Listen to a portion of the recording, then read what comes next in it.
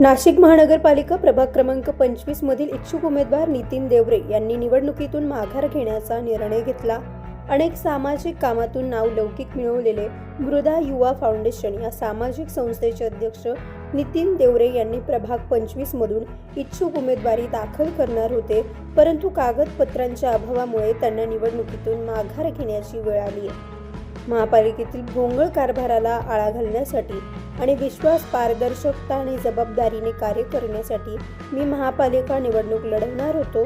यासाठी नागरिकांनी सुद्धा मोठ्या प्रमाणात संमती दर्शवली होती, पण उमेदवारी अर्जासोबत जोडल्या जाणाऱ्या कागदपत्रांच्या त्रुटीमुळे मला उमेदवारीतून माघार घ्यावी लागतेय। माझी उमेदवारी अडलेल्या विकास कामांच्या विरोधात होती। यापुढेही अपुऱ्या विकास कामांच्या संदर्भातील माझी लढाई सुरूच राहील, असे नितीन देवरे यांनी बोलताना सांगितले। आपण प्रभाग 25 मधून ग गटात उमेदवारी अर्ज दाखल करणार होतो। इच्छुक उमेदवार होते तिथे, कारण महापालिकेची स्थापना झाल्यानंतर फक्त विकासाच्या मुद्द्यावरच प्रत्येकजण उमेदवारी घेतोय आणि घेत आलाय। तर आपला जो लढा होता तो विकास होत नाही त्याच्या विरोधात होता, परंतु महापालिकेच्या जो उमेदवारी अर्ज आहे त्याच्या जाचक अटींमुळं आपला अर्ज बाद होण्याची शक्यता होती।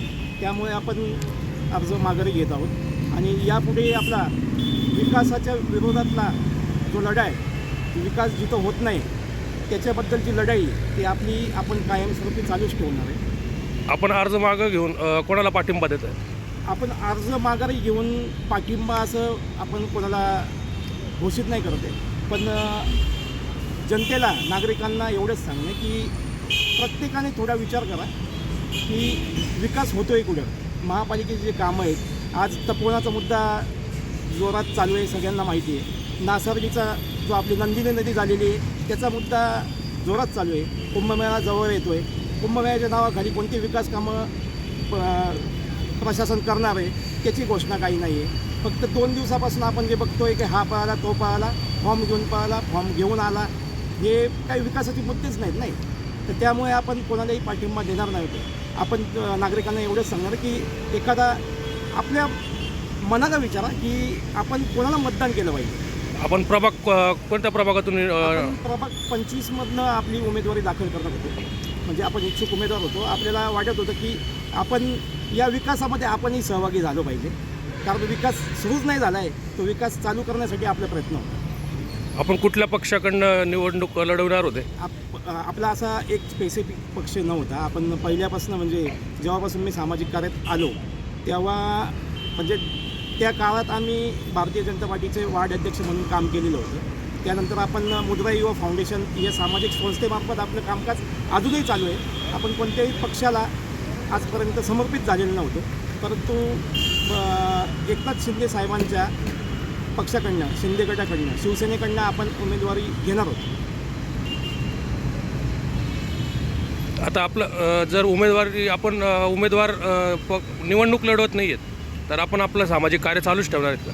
आपण आपलं सामाजिक जे कार्य आहे, म्हणजे आपल्या संस्थेमार्फत आपण 100%, मी ते सांगितलं की आपला जो लढा आहे तो विकास होत नाही त्याच्या विरोधात आहे आणि तो आपण आपल्या सामाजिक संस्थेच्या माध्यमातून कायमस्वरूपी चालू ठेवणार आहोत। मतदारांना काय आव्हान करायला, कोणाला मतदान केलं पाहिजे? मतदारांना एवढंच आव्हान मी करतोय की महापालिकेची जी कामं असतात, शिक्षणापासून तर आरोग्यापर्यंत, रस्त्यापासून तर जी काही सगळी कामं जी नगरसेवकांनी केली पाहिजे, त्या कामांमध्ये जर काही तफावत आढळत असेल, आणि आढळत आलीच आहे, पण यापुढे ही आज आपल्याला संधी दिलेली आहे। जवळजवळ 9 वर्षापासून आपण तेच बघत आलो आहे। 4 वर्ष निवडणुका झालेल्या नाहीत, प्रशासन त्यांचं काम करतच आहे, नगरसेवकांची गरजच नाही। आजही रस्त्यांचे डांबरीकरण होत आहेत, काँक्रिटीकरण होत आहेत, सगळं काही होतं।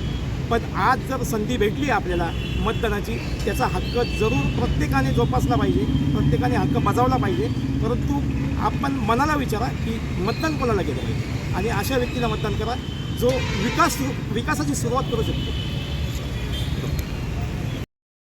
नितीन चव्हाण, महाराष्ट्र 24 न्यूज, सिडको।